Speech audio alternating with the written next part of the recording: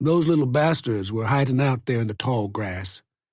The moon was not quite full, but bright, and it was behind them, so I could see them as plain as day, though it was deep night. Lightning bugs flashed against the black canvas. I waited at Miss Watson's kitchen door, rocked a loose stepboard with my foot, knew she was going to tell me to fix it tomorrow. I was waiting there for her to give me a pan of cornbread that she had made with my Sadie's recipe. Waiting is a big part of a slave's life. Waiting and waiting to wait some more. Waiting for demands, waiting for food, waiting for the ends of days, waiting for the just and deserved Christian reward at the end of it all. Those white boys, Huck and Tom, watched me. They were always playing some kind of pretending game where I was either a villain or prey, but certainly their toy. They hopped about there with the chiggers, mosquitoes, and other biting bugs, but never made any progress toward me. It always pays to give white folks what they want. So I stepped into the yard and called out into the night. "Who that there? In the dark like that?" They rustled clumsily about, giggled. Those boys couldn't sneak up on a blind and deaf man while a band was playing. I would rather have been wasting time counting lightning bugs than bothering with them. I guess I just gonna set these old bones down on this here porch and watch out for that noise again. Maybe there'll be some old demon or witch out there. I'm gonna stay right here where it'd be safe. I sat on the top step and leaned back against the post. I was tired, so I closed my eyes. The boys whispered excitedly to each other, and I could hear them clear as a church bell. "Is he asleep already?" Huck asked. "I reckon so.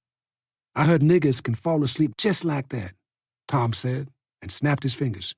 "Shh," Huck said. "I say we ties him up," Tom said. "Tie him up to that porch post what he's leaning against." "No," said Huck.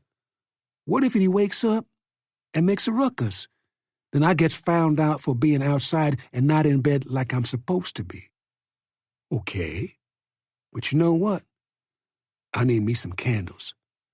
I'm going to slip into Miss Watson's kitchen and get me some." "What if you wake Jim?" "I ain't going to wake nobody. Thunder can't even wake a sleeping nigger. Don't you know nothing? Thunder, nor lightning, nor roaring lions. I hear tell of one that slept right through an earthquake." "What you suppose an earthquake feels like?" Huck asked. "Like when your pa wakes you up in the middle of the night." The boys sneaked awkwardly, crawled knees over fists, and none too quietly across the complaining boards of the porch and inside through the Dutch door of Miss Watson's kitchen. I heard them in there rifling about, opening cabinet doors and drawers. I kept my eyes closed and ignored a mosquito that landed on my arm. "Here we go," Tom said. "I'm gonna just take 3. "You can't just take an old lady's candles," Huck said. "That's stealing. What if they blame Jim for that?" "Here, I'll leave her this here nickel. That's more than enough. They won't expect no slave. Where's slave gonna get a nickel? Now let's get out of here before she shows up." The boys stepped out onto the porch. I don't imagine that they were hardly aware of all the noise they made. "You should have left a note, too," Huck said. "No need for all that," Tom said. "Nickel's plenty." I could feel the boys' eyes turn to me. I remained still. "What you doing?" Huck asked.